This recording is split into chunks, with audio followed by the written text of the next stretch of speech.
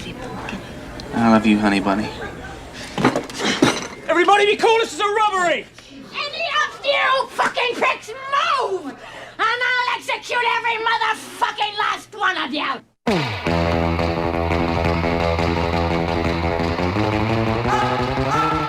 Olá, personagens marcantes e músicas fantásticas. Eu sou o Madu e Mia Wallace me representa com as piadinhas.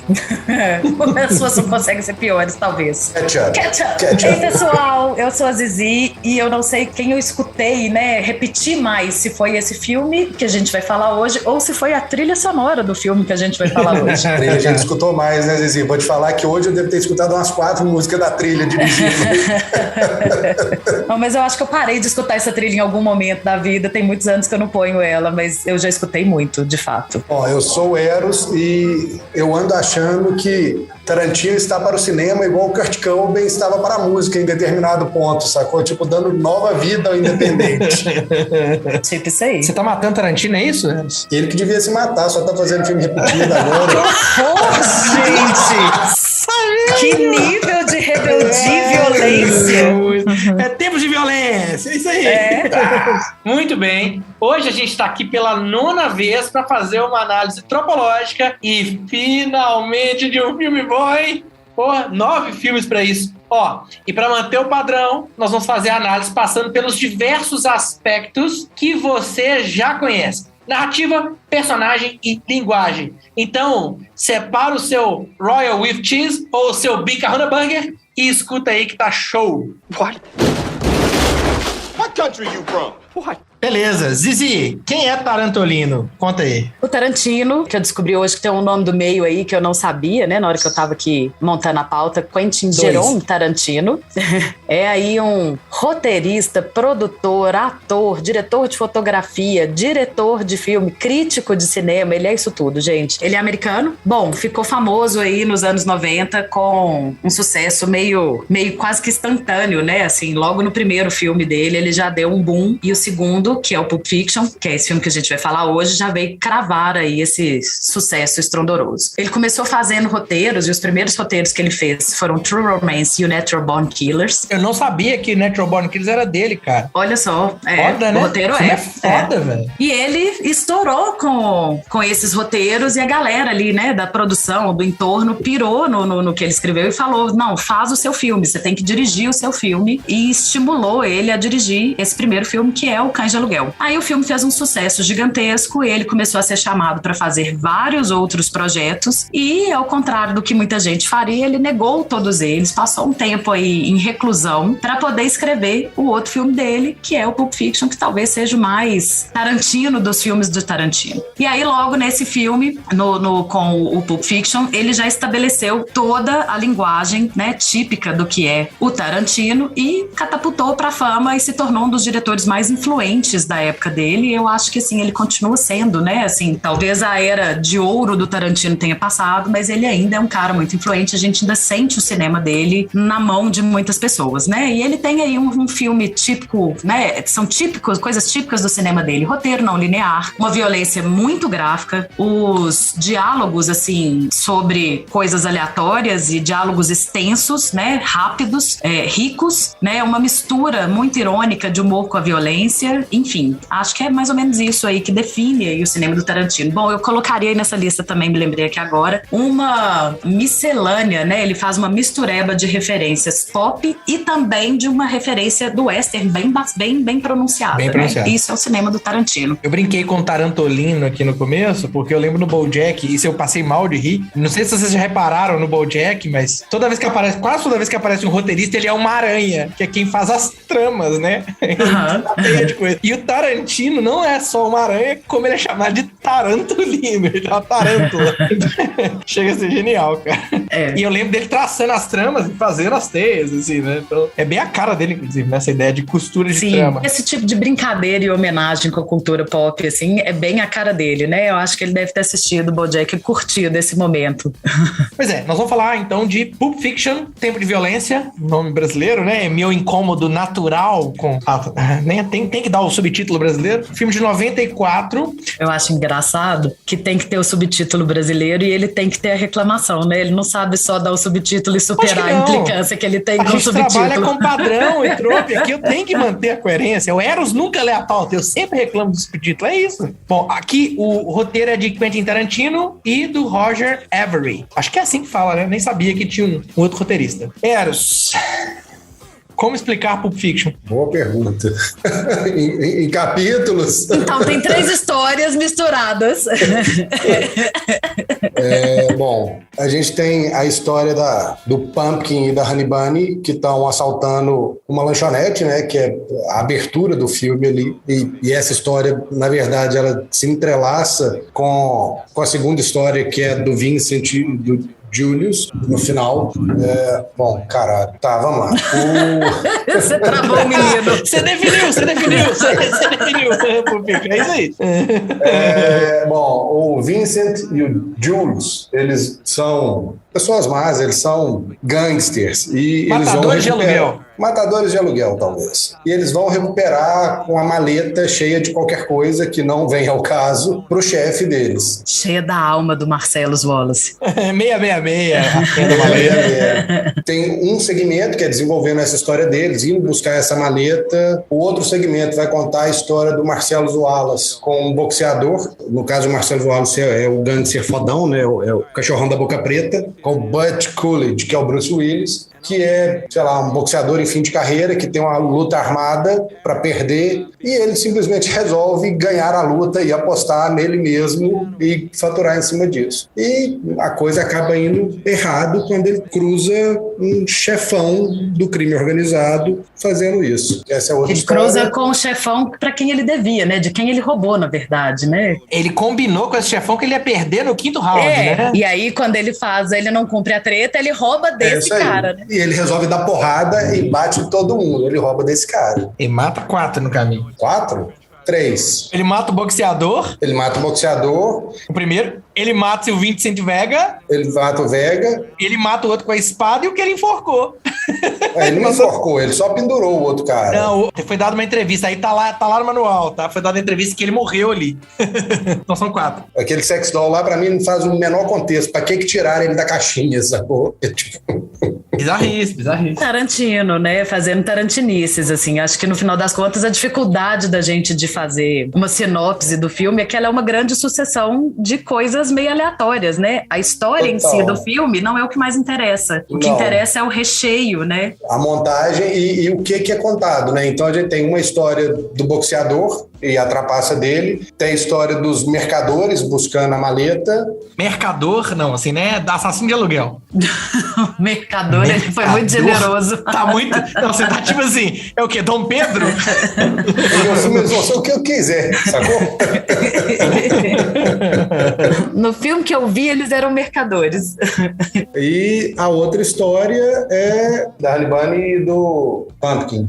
E a forma como essas histórias, elas se cruzam com as histórias dos outros personagens em algum ponto, né? Porque, querendo ou não, todas elas são entrelaçadas, mesmo que por um pequeno detalhe. Puta filme, vale a pena ser revisto. Se você não viu ele em 1994, quando foi lançado.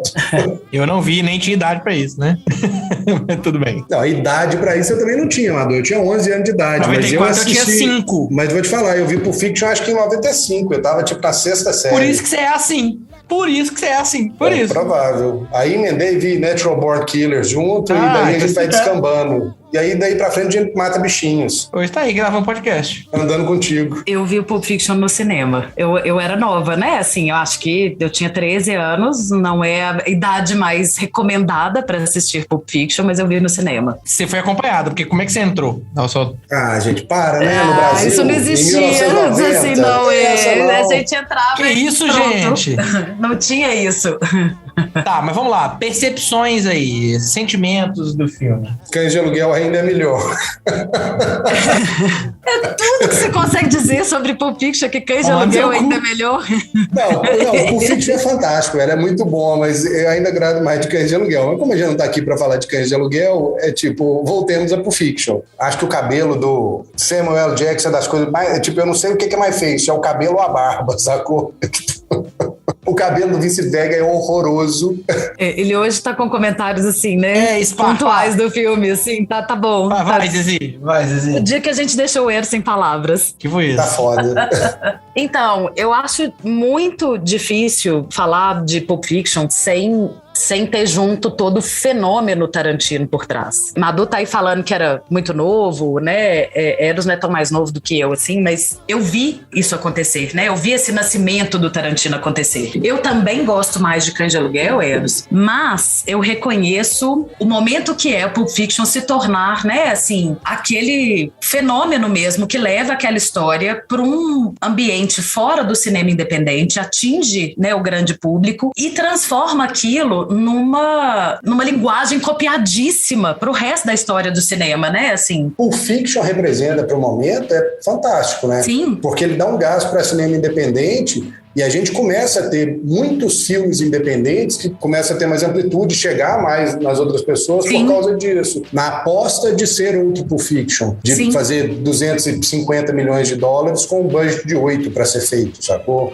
Coisas do tipo. E era isso aonde eu ia chegar, que eu acho que não só a linguagem foi copiada, mas de fato o cinema independente ganhou um outro peso nessa hora. Sem dúvida. Quando você leva o cinema independente para um Oscar, quando você leva, né, esse tipo de coisa, você vê uma capacidade diferente ali. A gente teve um momento do cinema bem efervescente, interessante, porque deu-se espaço, momentaneamente pelo menos, para outras linguagens que não seja o formato aí do cinemão clássico. Inclusive a gente tá precisando de outra revolução dessa, né? Porque nós estamos com problemas de muitos filmes de super-herói ultimamente, 007.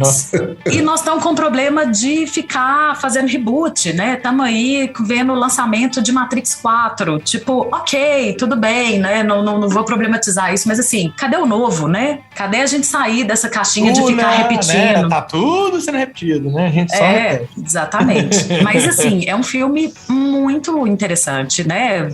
Para além do fenômeno Pulp Fiction, é um filme que é divertido, é um filme que tem esses diálogos do Tarantino, pra mim, são realmente sensacionais, e Pulp Fiction tem 500 exemplos deles. É um filme que levantou carreiras, né? Assim, o John Travolta tava... Faltou feio. Não, ressuscitou carreiras, né? Porque o John Travolta tinha acabado, não era nada. Pois é, o John Travolta tava esquecido. E ele não fez nada com isso depois também, né? Porque só ele voltou e morreu de novo. Ele pode ter ganhado dinheiro e tal, comprado avião, mas tipo, o filme que é... Porque o Bruce Willis ainda aproveitou esse momento ali, né? Pra voltar a ser alguma coisa, que também era um cara que tava meio, né, de lado, assim. Acho que ele nunca deixou como o John Travolta de sumir total, ele sempre teve o segmento dele, mas ele também tem um boom novo ali no momento. Mas isso, o Tarantino faz isso, né? Ele traz as pessoas de volta, né? Dos mortos, assim. Gente, ele ressuscita a Pangreer depois lá no... Fugiu o nome do filme, que é maravilhoso, que eu adoro, né? Muita gente não dá bola pra ele, mas eu gosto. É o que eu menos gosto. Tá vendo? Eu adoro ele. Enfim, e essa brincadeira acho que de renovar o não linear, né? É engraçado isso, porque a não linearidade, ela é uma surpresa lá no Cidadão Kane. A gente falou um pouco disso quando a gente falou do Mank, né? Que uma dos trunfos do Cidadão Kane de ser tão inovador para a época dele era não ser linear, mas aqui parece que ele renova essa pegada da não linearidade, cruzando essas histórias. Ele se apropria tanto da linguagem que é uma coisa realmente encantadora de ver. Agora, eu preciso dizer que... referência, né? Então, tipo, o Tarantino agora, vira preciso referência. dizer que esse excesso de repetição da linguagem, da referência, da gente ter visto o filme tantas 500 mil vezes, né? Tem aí 20 e tantos anos que a gente tá falando de Pulp Fiction, revendo Pulp Fiction, me dá uma certa cansada, né? Aquela música que você escuta tantas vezes repetidas, que chega uma hora e você fala assim, cara, ela é genial, mas eu preciso de dar um tempo disso daí, né? Então eu tenho um pouco esse desgaste com o Pulp Fiction, com o Tarantino de maneira geral, mas o Pulp Fiction como é o exemplo... Zizi. Tamo junto. Eu tenho um pouco esse drama. O meu comentário, ele não é o que vocês tiveram no sentido de que viveram, né, o fenômeno. Eu fui descobrir Tarantino muitos anos depois, né? Minha infância não foi regada a cinema, eu não tinha uma conexão muito forte com o filme, isso veio nascer depois. E ele talvez tenha sido um dos responsáveis pelo meu gosto por filme. Eu defino Pulp Fiction como o meu filme, assim, em todos os sentidos. Ele é o que Snatch é pra você, Eros, Pulp Fiction é pra mim, assim. Cara, assim, você vive falando de Snatch, velho, mas eu prefiro Jogos Trapaços, Dois Canos Fumegantes, sacou? É a mesma coisa. Não, e eu acho o Clube da Luta e o Trainspotting mais o filme do Eros do que o Snatch. É o combinho, esse combo aí. Eu tô aqui me divertindo, pensando que eu acho que depois de quase um ano de podcast, vocês não saberiam dizer o meu. Labirinto. É um filme que foi relevante na minha infância, né? Eu tenho um carinho especial por ele, mas não sei se é tipo o meu filme. Bom, nós já sabemos como que vamos terminar o episódio. A Zizi vai contar pra gente qual que é o filme favorito dela.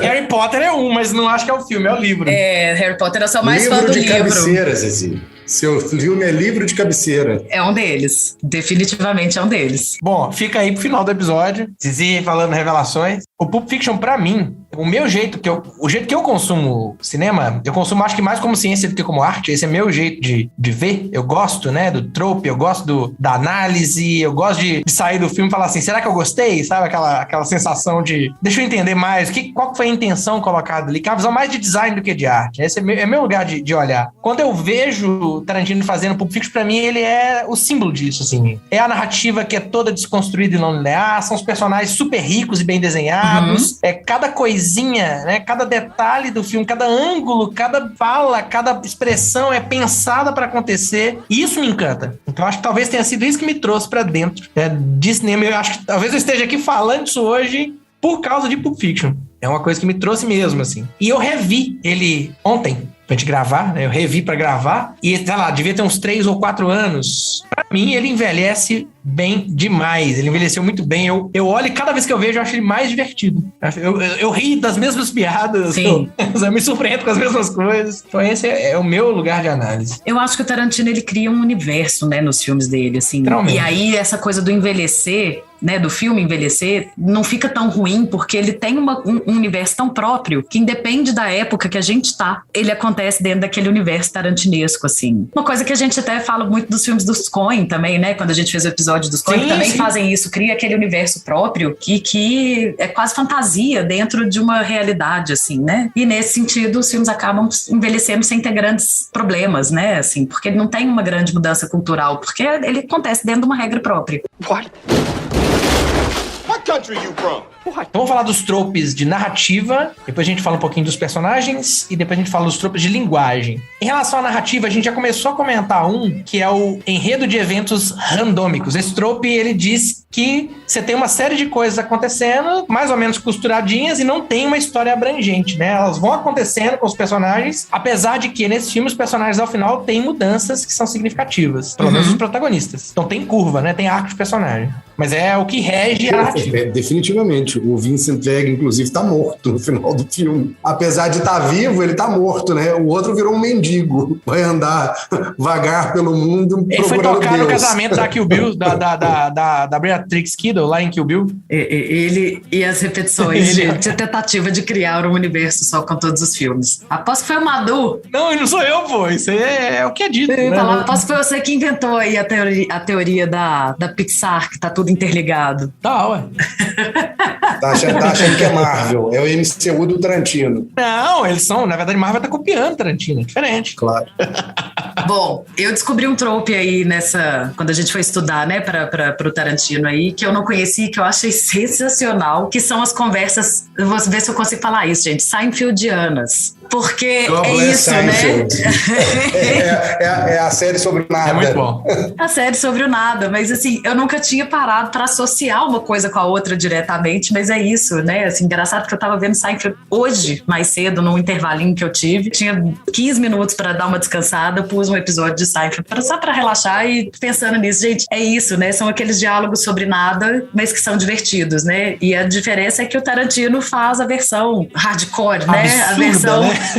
Eu acho que absurdas do Seinfeld são também, mas elas vão num lugar diferente, né? O Seinfeld ainda é, de certa forma, família, digamos assim, o Tarantino não, né? A gente pensa o Cães de Aluguel, eles discutindo a música da Madonna, aquilo pra mim é inesquecível, né? Tipo... O menor violino do mundo. Mas tem uma parada aí, Zizi, que conecta com outro trope que o Tarantino faz, que eu gosto muito, que é o brick joke, né? A piada em tijolinhos construída, né? Que nenhum dos papos aleatórios que são trazidos dentro da narrativa deixam de ser retomados lá na frente como uma piada. Quando ele tá falando da massagem nos pés, que aparentemente, né, que ele entra naquele quarto lá, né, na cena pra dar o tiro, ele pergunta, né, peraí, Marcelo Soares parece uma vadia, né? Parece que ele tá falando uma coisa Does tipo assim... he look like a bitch? É o Jules, né? Exatamente isso aí. Ele puxa isso. Então tem isso, né? De depois... Isso volta lá na frente. O Marcelo sendo estuprado, né? Você tem elogio ao café. Depois o Mr. Wolf fala, não, que café bom. Então as coisas são construídas e reconstruídas. O hambúrguer que volta, né? Então tudo volta o tempo inteiro, né? Apesar das falas aleatórias. Essa é a minha sensação. Eu acho até que tem alguns diálogos que são só pelo diálogo. Mas de maneira geral, ele é um cara que faz isso, né? De novo, é o domínio aí do... Mas me fala um diálogo, Zizi, porque eu não lembro. No Pulp Fiction eu não lembro, mas, por exemplo, esse do Cães de Aluguel da Madonna, ele mora ali. Ok. Né? Ok. Ele mora ali pela piada de te falar que... Ele fala sobre piloto. O que é uma obra piloto? Ele tá entrando, né, no lugar onde tá o Marcelo, o Jules e o Vincent conversando sobre cena piloto. Depois tem a cena dele com a Mia, ela fala, eu estreiei um piloto de uma série. Então é tudo muito costurado. Sim. Isso me agrada muito. Bom, tem a paródia desconstrutiva de Thriller de Crime, que até o senhor do crime, Marcelo Wallace, comete erros estúpidos. E que se a gente prestar atenção, o Vince, que é o lanceiro dela, o Lancelote do Marcelo Wallace, só faz merda. Né? Se ele passasse menos tempo cagando e lendo livros, provavelmente estava todo mundo vivo e no final. E é o mesmo livro, cara. É o mesmo livro. Você reparou isso? Não, acho que não é o mesmo livro. Eu acho que é, sim, mas é porque, se você parar pra pensar, a história acontece ao longo de poucos dias, né? O filme todo acontece. Se a gente colocar ele linear... ele tá no restaurante. Zizi, não faz sentido. Ele tá no restaurante com as roupas do corpo, porque ele perdeu tudo. Como é que ele arrumou o mesmo livro no outro lugar? É outro livro. Tava lá dentro do carro. É o mesmo. Eu tenho certeza que é o mesmo livro. Uma parada que ele desconstrói, né? Sim, ele ironiza, né? Ele pega todas essas referências e brinca com elas, né? É bem divertido. Tem o tropo que é o tempestade de clichê, que é quando... Isso a gente viu lá, quando a gente falou de Lisbela, né? Que você tem a citação aos clichês do próprio cinema. E isso propositalmente. Aqui ele faz uma citação in universe, né? Dentro do próprio universo do filme. Ele brinca com aquilo. É o piloto da Fox Force 5, é até difícil de falar, né? Que a Mia Wallace está estreando, que ela fala que ela é especialista em facas, coincidentemente, aqui o Bill é especialista em facas e é a mesma atriz, né? Universo.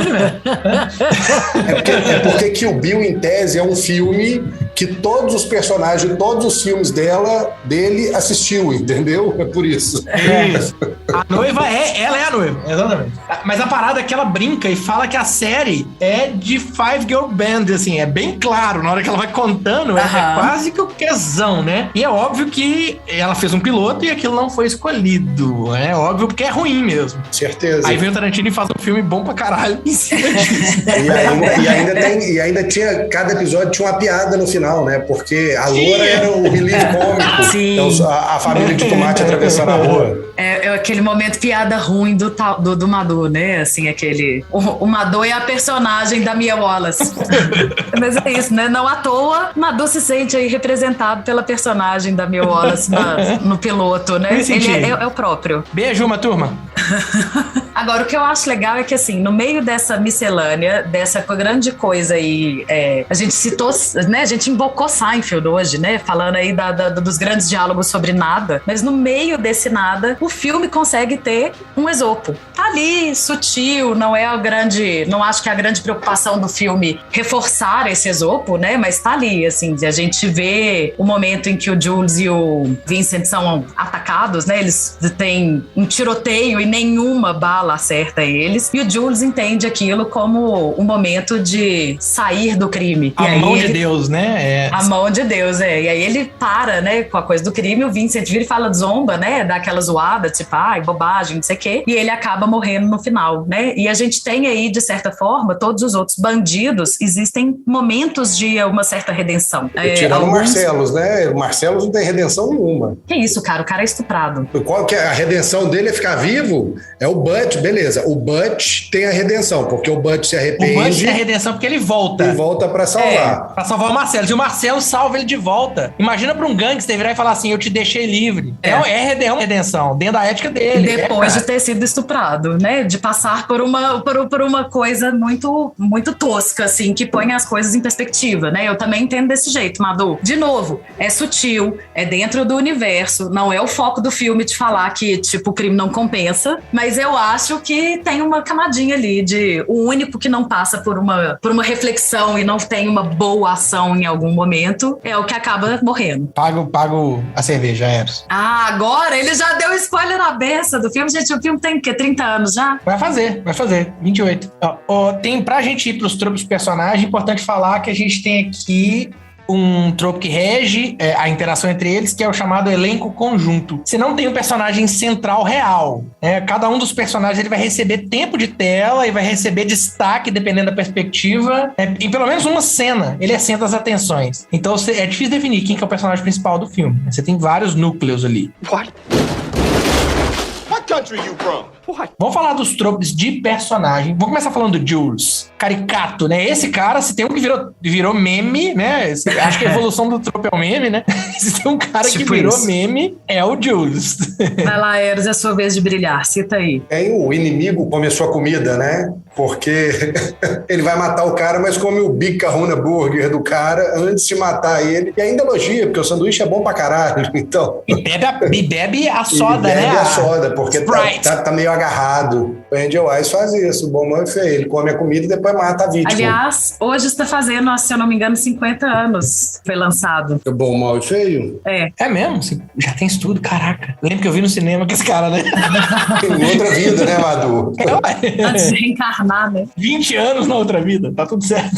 Mas aqui, eu fiquei rindo, é porque eu achei que eu falava, vai lá, Eros brilha. Ele não pode perder uma oportunidade, ele fica citando lá a citação bíblica do Jules hoje, que a gente pediu, ele não veio. Ele não quer, ele não Agora quer ele não quer, não. Ele não quer estar. Ele tá rebelde hoje. Vai, Eros, puxa o tropo chamado Como Diz o Bom Livro. Qual que é a citação do Jules aí? Ezekiel 25:17, The Path of the Righteous.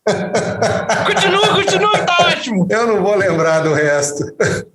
Man is beset on all sides by the inequities of the selfish and the tyranny of evil men.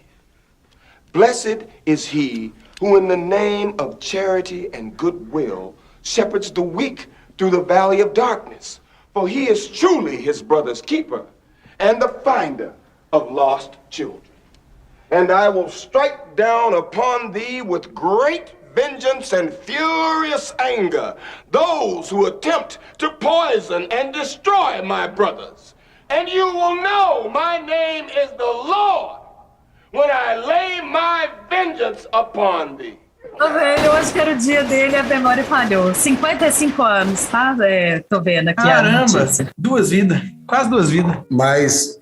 Como diz o bom livro, o Jules tem um sermão que ele fala como se fosse uma passagem bíblica, mas na verdade essa porra não tá na Bíblia, pelo menos não do jeito que ele fala, só tem um trecho. Não tá, velho, não tá. O versículo existe, né? Só não é como ele fala. É totalmente diferente, ele puxou de outra referência. Não, é da abertura de um filme, na verdade. Tarantino pegou isso da abertura de um filme. Karate Kiba. Não é de Karate Kiba, não. O discurso é, na verdade, retirado quase diretamente de Badass Boast no filme de Sonny Chiba Karate Kiba. Tô lendo, tá? Eu li isso agora há pouco também. Fica colocando as palavrinhas com o caminho dos justos, o vale da morte. Ele põe elementos bíblicos na citação pra parecer que é uma coisa bíblica. E é genial aquela cena dele explicando as possíveis interpretações que não fazem sentido algum, cara. Aquilo ali e o melhor é ele assumindo que ele nunca levou em consideração pra entender que porra era aquela. E que no fim das contas talvez ele só seja um homem mau mesmo, entendeu? É muito bom aquilo, cara.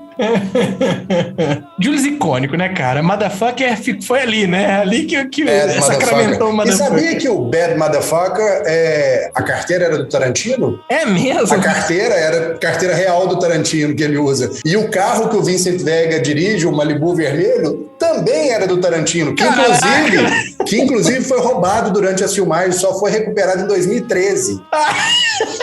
Esse pode. Tá aí, né? Tá vendo? Vida.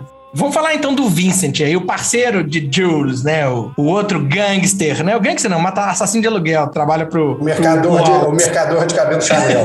Mercador de cabelo Chanel. Cara, tem um tropo que é bem característico, que inclusive é um tropo Neymer, né? Que surgiu, foi ali, que chama Eu Acabei de Atirar na Cara do Marvin. que é aquela cena do carro. Esse tropo tem a ver com isso. Quando é o tiro, acontece sem querer e é na cara. Então, tem aquela cena em que o Vincent explode o cérebro de Marv na traseira do carro de Jules. E ali, apesar do Vincent culpar um solavanco no veículo, se você observar a cena, e agora eu já observei pensando nisso, você não tem solavanco nenhum. O carro tá fluido. Porra nenhuma. O carro nem mexe, velho. É tipo, ele só dispara. Ele atira na cara do sujeito e pronto. Cara, e você sabendo que o tiro vai acontecer, eu fiquei muito tenso, porque na hora que ele vira pra câmera, a câmera tá na posição do Marvin, né? Que ele vira, ele põe a arma e a arma aponta pra câmera. Então, cara, eu fiquei assim, vai disparar. Sabe aquela sensação de vai disparar na minha cara? É muito essa sensação, cara. E aí eu falei, não, lá vem, pá! A Fernanda assistiu comigo, ela nunca tinha assistido, cara. Ela falou, aí eu vi a primeira, sabe aquela reação, né? A primeira reação da pessoa, eu olhei pra cara da Fernanda na hora e ela...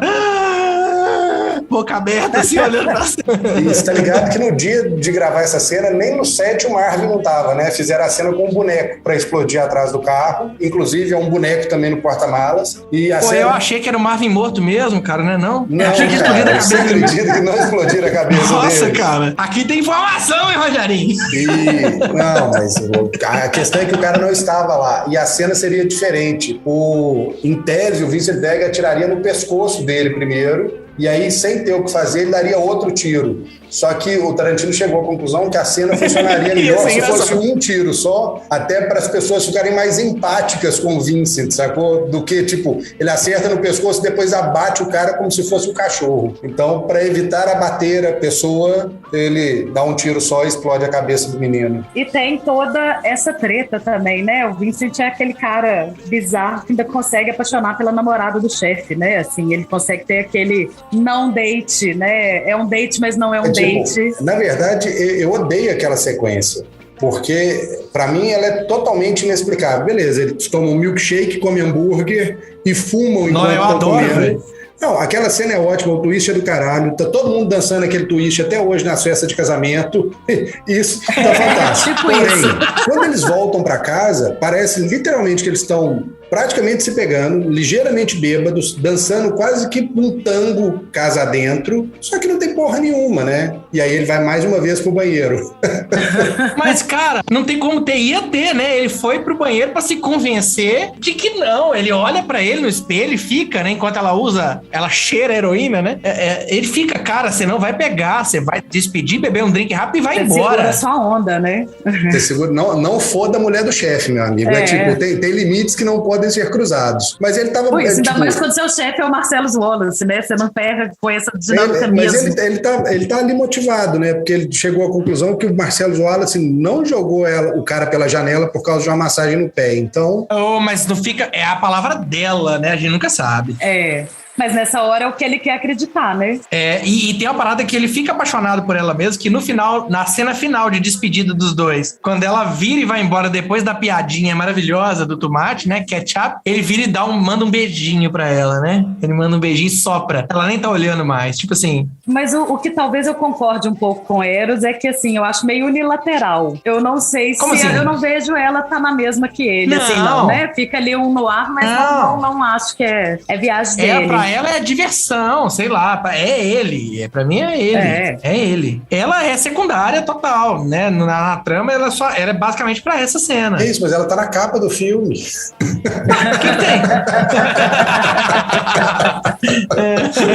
Isso também é trope. Tá igual os filmes Duna, né? Tá igual Duna, né? Vamos botar o Sting na capa, né?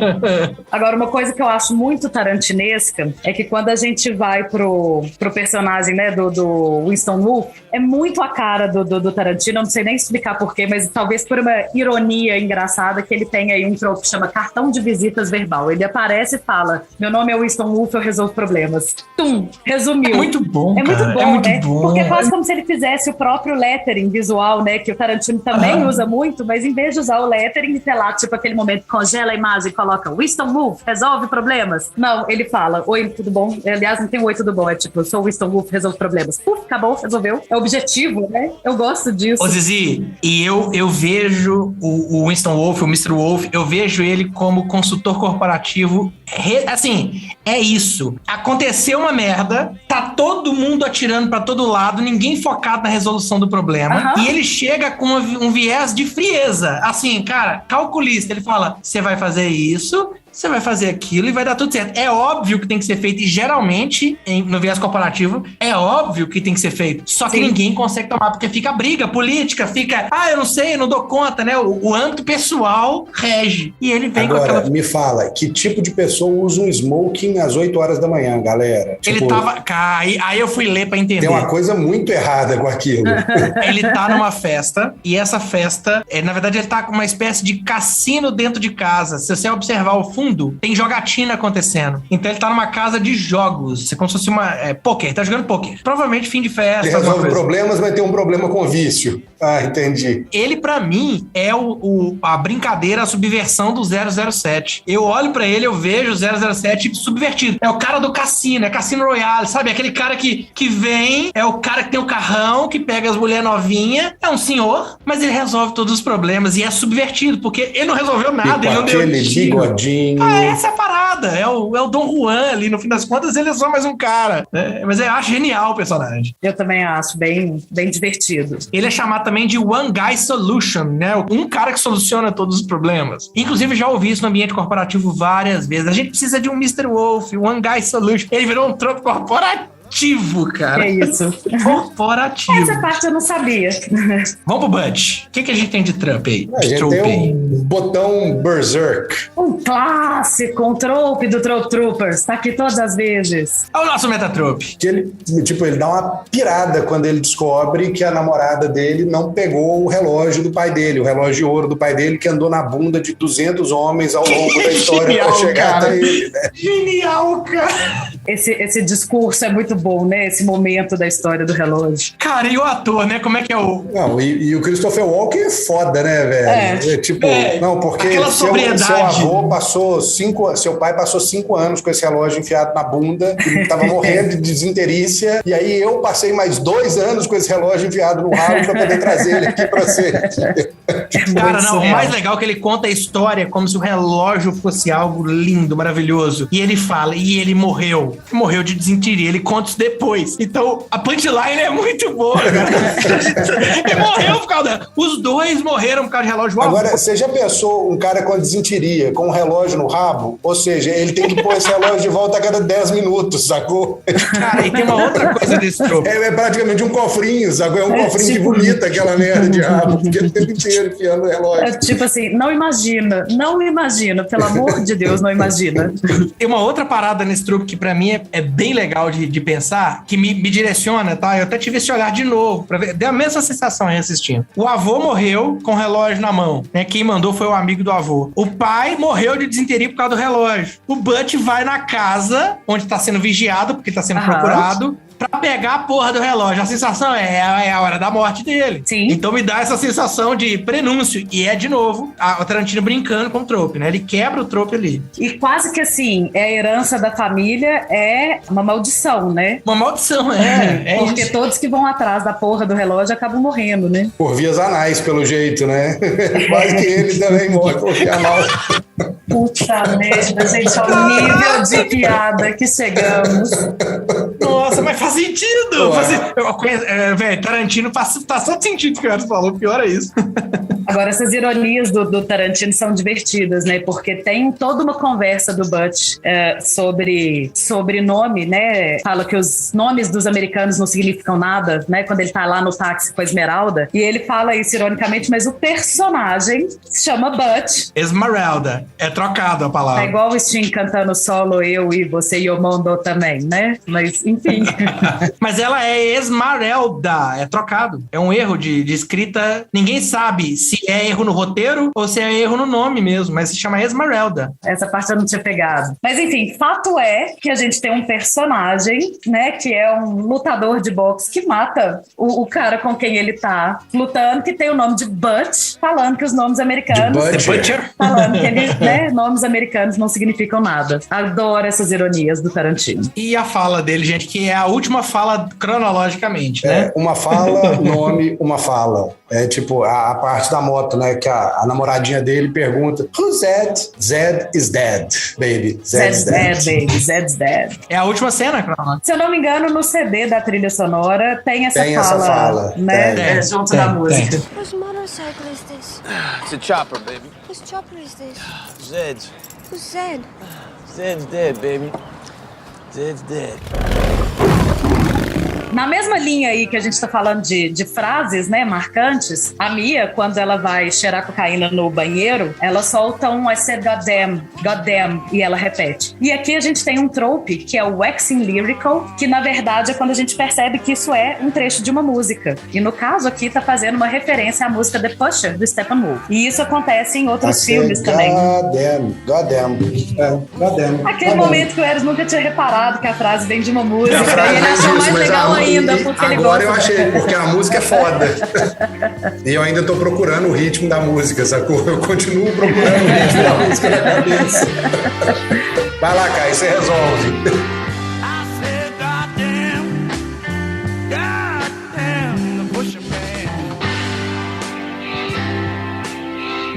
Agora, o Marcellus Wallace, o gangster que tá por trás de tudo, até metade do filme, ele se enquadra num trope que é o The Faceless, o sem face. Até o capítulo Gold Watch, né, do Relógio de Ouro, quando o Butch se depara com ele na faixa de pedestres, a gente não vê a cara dele. A gente vê a nuca e aquele esparadrapo marcante que você vê em vários... O band-aid de onde a alma saiu. Matrix está conectado. É ali. É a junção do Matrix ali. É ali. Mas, cara, você só vai ver a cara dele e é intrigante, né? Eu, por exemplo, observando a Fernanda assistir, ela fica assim, quem que é o Wallace? Ela fica querendo saber quem é o cara e você fala, calma, você vai ver, né? Então tem isso, assim. Ele é o cara dos filmes do Missão Impossível. Ele é o cara do filme do Missão Impossível? Ele é o programador de Missão Impossível. Não, nem lembro, velho. Ele é o expert de computadores. Caraca! Nossa! Caraca, é mesmo! Nunca dei bola pros Missões Impossíveis. Nossa, velho! Nossa, tá muito diferente. Madu surtando. Ele continua careca, né, Madu? Ele continua, inclusive, com o mesmo brinco. Não, velho, mas cara, ele era menor, né? Tem pessoas que eram um cara muito mais mirradinho. Não, velho, não. Esse é o poder da indução da linguagem. Você acha que o Marcellus é muito gigante.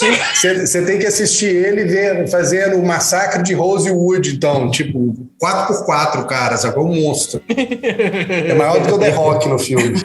What country you from?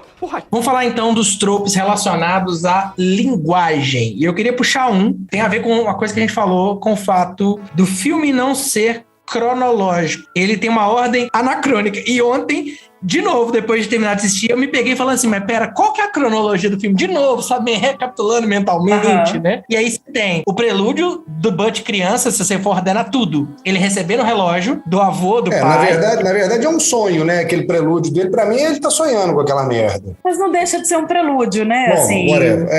A luta, ele foge. Não, depois você tem o prelúdio de The Bonnie Situation com Jules e Vince discutindo, que é a primeira cena. Não, a primeira cena. Não, tá. Isso você tá falando na ordem que acontece no filme. Cronológica, não, tá escrito ali, eu peguei cola. Não é, Madu, não é. Como, velho? Cara. Velho, se a Bonnie Situation já tem o Vincent Vega e o Jules dentro do restaurante e, consequentemente, o Vincent Vega já tá morto, tem um erro na sua cronologia. Não tem, cara, não tem. Você tem o prelúdio da Bonnie Situation, que é eles discutindo da massagem nos pés, no carro, é a primeira cena do filme. Depois você tem a situação, a Bonnie, que isso tudo caminha pra a cena do Mr. Wolf. Depois você tem o prólogo, que é a cena central, que é o começo do filme, exatamente a primeira cena da Honey Bunny, né, e do Pumpkin discutindo. Você tem o confronto deles com o Vincent Vega e com o Jules. Depois, você tem o prelúdio de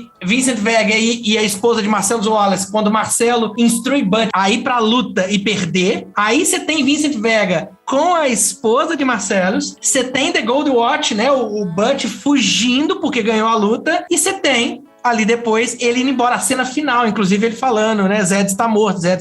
Essa é a cronologia. Ontem eu peguei repassando e eu fui pegar a cola na internet e é exatamente a cronologia que eu tinha imaginado. Entendi. Bom, whatever. É porque a cena do restaurante é antes da luta. Não. Então, Não. sim. Não. Sim, na cena do restaurante o Marcelo está vivo ainda, Eros. Exatamente, mas se ela é antes da luta, o Jules, da sair do restaurante, ele não trabalha mais pra máfia. E ele ainda está no restaurante. Mas ele sai naquele momento, depois do... Não tem ele mais, cara. Tem Não aparece Ele, ele ele mais. não aparece na luta. É só o Vince. É só o Vince, cara. E outra, ele pergunta pra Mil Wallace, tudo bem? Né? Isso faz a costura. Sim. Ele pergunta pra ela, tá tudo bem? Ela tá Esse tudo bem. cumprimento dos dois lá na luta... E fecha, que sim. isso aconteceu antes. Tá bem. Então tá. A grande coisa do filme pra mim, gente, é a trilha sonora, que é foda do início ao fim. Ah, jura? Nunca imaginei. A brincadeira de colocar as falas dos filmes linkado nas músicas é muito foda. Fantástico. É muito foda. Tá, muito foda. ali, ó, no patamar, junto com Medo e Delírio, junto com Transporting, que é de fuder a trilha. O que eu acho legal aqui é que é muito além de uma trilha sonora legal, né? É a trilha sonora realmente usada, né? É isso que você falou, é linkar a fala com a música, é introduzir os personagens com uma música que tem a ver com eles, né? E aí já dá um clima pra gente entender quem é aquele personagem, porque a música já tá contando. Enfim, tem toda uma... vai além de ter uma trilha sonora de músicas boas. E eu acho que o Tarantino puxa essa história, assim, eu acho que ele tem muita, quando a gente fala que ele tem muita noção da linguagem, é da linguagem como um todo, né? Eu acho que tem um diretor que entende o poder da trilha sonora, e ele usa a trilha sonora até de uma maneira não óbvia, muitas vezes, por conta desse domínio, é o Tarantino, né? Dos mais atuais, recentes, assim, né? Zizi, li que ele constrói diversas cenas partindo da música. Sim. Imagino. Então, faz todo de sentido, novo, né? É o cara que é fã do Leone, né? E aí a gente precisa lembrar que o Leone tem aquela duplinha ali só com o Morricone, velho, você né? falou Leone, eu pensei em Garotos. Que medo. Leone errado, Eros. Leone errado. Nossa, velho. Caralho. É triste, velho. É o fim dos tempos. Eu aqui querendo falar do Morricone e o outro querendo cantar Garotos, não sei o que, das plantas. Bota aí, contra a regra. Não bota, não. Nossa, que filme de terror, gente. Terminar o dia com Garotos é o fim da picada. É o famoso que desgrama, né? Mas enfim, de novo, né? Quando a gente fala dessa referência do western que ele tem, eu acho legal que ele faz adaptação pra música mais pop, apesar de depois lá na frente a gente ver o que é o Tarantino como a trilha sonora do Morricone e o tanto que isso é genial, né? O tanto que isso é potente. Mas ele consegue adaptar essa coisa da intenção da trilha sonora. E se a gente parar pra pensar, quando a gente resgata lá o Era Uma Vez no Oeste, que os personagens são introduzidos com um pedaço de música, né? Com as vinhetas musicais, é o que o Tarantino faz com a música pop, né? Ele tá aqui replicando uma coisa, se apropriando, porque ele não tá só repetindo, mas fazendo a versão dele de uma coisa que ele via lá nos Leone lá atrás, né? Muito legal. É isso aí. Stuck in the Middle with You falando na orelha do cara. Tem o Gore Discretion Shot, né? O tiro sangrento discreto, que apesar da reputação do filme, né? De ser um filme super violento, muitos dos efeitos visuais que deveriam ser super chocantes, tiro na virilha, sei lá, tiro na cabeça, isso não é mostrado em momento algum. Você tem poucas cenas que a parada é explícita, só que o contexto... Tirando o pau do Bruce Willis, né? Tirando o pau do Bruce Willis. Mas aí sai do gore, né? A gente tá falando do gore, cara, né? ver o pau do Bruce Willis é tão gore quanto tiro na virilha, sabe? Pelo amor de Deus, gente, não se compara. Ah, cara, mas é assim, você tem o disparo da arma, você tem um monte de coisa que a gente não enxerga, cara. Não enxerga. Só que é tão forte que a gente assusta, imagina. A gente complementa a cena, né? E a gente tem um entorno, né? Assim, não só a cabeça da gente complementa a cena, como o Eros tá falando, mas assim, a gente não vê o tiro, mas a gente vê o carro cheio de miolos, né? Sim, vai ver depois, né? Você vê depois, você não vê o Mas eu ato. quero dizer assim, a coisa da violência gráfica, ela pode não estar mostrando o momento em si, mas ela tem o entorno do momento. Mas é muito gráfico, né? Total, Sempre é muito gráfico. Sempre sendo muito gráfico, sim. Sim. E com muito O sangue. negócio é que poderia ser muito mais. Poderia. Ele tem uma fama de ter o momento da violência mais explícito do que ela é, mas ele tem, né, essa caricatura da violência em volta daquela cena, né? Os sangue que jorra, os miolos. Eu só penso em zumbis nessas horas. Miolos também. Tem o universo retrô, né? Que o filme tá cheio de referência de períodos passados. Que o cabelo do Jules é dos anos 70, a trilha sonora é dos anos 50, 60, a televisão passa programa da década de 50, o filme de pulp é um tipo de revistinha, né, de historinha que era popular na década de 40 e 50, e o pôster do filme que retoma isso também, a 40 e 50. A brincadeira da capa de Sabrina ali, onde tem a Mia Wallace com a arma, um cigarro, só que ela não chega nem perto de arma nenhuma.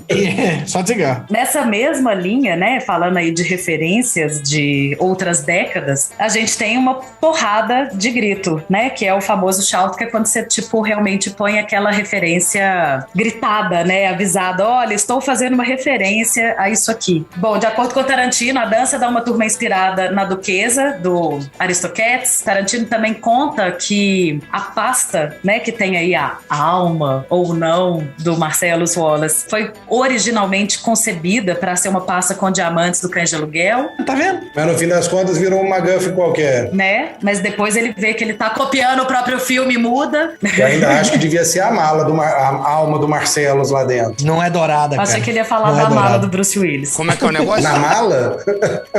Era só com a da mala. Estaria se o Marcellus Wallace tivesse pego ele antes, entendeu? É tipo isso. Mas é só que você falou com tanto pânico e depois falou a mala e eu lembrei. Só semânticas. Mas continuando, a cena que o Butch tá parado, né, na faixa de pedestre e o Marcellus passa é muito semelhante a uma cena do Psicose. Tem aquele momento que o Jimmy fala com o Jules, né, que isso é Kool and the Gang, que é uma banda, e que depois a música, né, do Kool and the Gang, Jungle Boogie, toca na trilha sonora, se eu não me engano, quando eles apresentam o Marcellus. Toda a sequência, né, no restaurante lá no Jack Rabbit's Links, cheia de referência à cultura pop dos anos 50, como eu estava aí falando, né, nem todas são muito explicadinhas, mas a gente vê ali 500 referências a filmes, a histórias, né, dos anos 50, e a cena da injeção de adrenalina, ela é tirada quase que literalmente de uma anedota contada pelo Steven Prince no documentário do Scorsese American Boy, A Profile of Steven Prince. Ou seja, Tarantino fazendo tarantinices, né? A gente tá aqui esse episódio inteiro comentando de como ele é um grande liquidificador de referências, que ele se apropria e solta elas do jeito deles, né? Assim, não, é bem... a história dele pra gravar a luta de Kill Bill no trailer, ele tinha acabado de ver Jackass, sacou? E aí ele inspirou em Jackass pra fazer a luta de Kill Bill, sacou? E é por isso que a cabeça da Uma Thurman e da Daryl Hannah quebra um vaso sanitário, sacou? É porque o cara tinha assistido Jackass 15 minutos antes, ele mudou a cena por causa disso. É referência, eu acho que é gente igual a gente, ele vê referência dos outros e coloca nos filmes dele. Mas talvez a genialidade dele mora nesse lugar de pegar e falar assim... Como transformar a referência, né? Não só transformar, como gritar e falar, é uma referência, eu não tô subvertendo, tá aqui, é isso. É uma referência, é pra ser uma referência, e mesmo assim eu me aproprio e faço do meu jeito, né? Isso é que é o legal, que ele faz as duas coisas. Ele não esconde. E nem deixa de se apropriar. E acho que a graça do negócio todo tá aí, né? Porque Sim. A graça é a gente descobrir de onde que essas porqueiras estão vindo, no final das contas. É uma das graças. Tem o último truque que eu queria trazer da linguagem aqui, que brincamos com isso o tempo todo, que é a ideia do universo compartilhado. Tem uma mitologia aí, mas o próprio Tarantino reforça isso, que tá tudo interligado. Todos os filmes dele estão conectados. Isso é forçação de barra de MCU, Madu. A pasta, por exemplo, originalmente, a mala, né, ela é feita para conter os diamantes. O cigarro Red Apple, que é um cigarro fictício, aparece em Kill Bill, From Dusk Till Dawn, Planeta Terror. E, cara, em 8 Odiados tem um cigarro chamado Manzana Roja. Cara, é brincadeira. Ele põe isso, né? Ele fortalece essa mitologia. Mas tem uma marca de cigarro de filme, que é um cigarro fictício. Qual que é a marca de cigarro fictício que está em 90% dos filmes? Não é o Red Apple. Talvez seja. Não. Eu acho bem a cara do Tarantino criar a dele. Vai ser sempre essa, mas é a dele, né? Não é o Acme. Ele pega um filme Oito Odiados, que é um filme, né, histórico, e coloca Manzana Roja, sabe? É muito bom isso, né? É brincadeira, isso, é ele brincando até com a própria... Pra mim é ele fazendo o Acme dele, do Tarantino, né? Assim, o Acme que era usado genericamente, ele faz a versão dele. No meu universo... A marca Morley. Agora que você falou, eu lembrei de já ter visto cigarros Morley por aí. Isso que a gente vai fazer aqui agora é chamado de cliffhanger. Nós deixamos esse suspense no ar aí o tempo inteiro do filme favorito da Zizi. Zizi, qual que é seu filme favorito? Vamos fazer uma justiça aqui. Filme favorito é diferente de filme da vida, vai. É porque a conversa chegou nisso, Madu, apesar das pessoas não estarem contextualizadas de como que a gente chegou nisso aqui. Mas porque Pulp Fiction é o seu filme da vida. E você vive me acusando de ter Snatch como meu filme da vida e você está enganado. Então a discussão aqui é qual é o filme da vida da Zizi. Porque ela jogou na nossa cara que a gente não conhece ela e a gente não sabe qual é o filme. Apesar de eu ter Depois de quase um ano de podcast, esses meninos não sabem qual é o meu filme da vida. Eu até tentei adivinhar alguns pelas coisas que eu lembrava, mas pelo jeito sem sucesso, né? Zizi, então agora a gente precisa de uma declaração e uma defesa, uma justificativa do porquê, hein?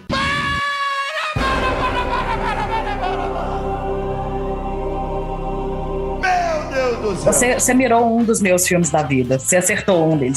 Na verdade, eu acho tão difícil definir, né? Assim, claro que a gente tem vários. Mas sim, quando você chutou o livro de cabeceira, é um deles, sem dúvidas. Mas eu acho que se eu fosse falar um dos mais comerciais, assim, conhecidos, Brilha a Terra de uma Mente Sem Lembrança, seria um deles também. Bem mais pop do que o livro de cabeceira, né? Bem mais pop que o livro de cabeceira, né? Mas o livro de cabeceira, com certeza, é um deles. Esse também é pop! E tem um que eu também amo e que volta e meia eu me pego vendo ele de novo e sou sempre apaixonada com ele, que é o... Gente, fugiu o nome do filme agora?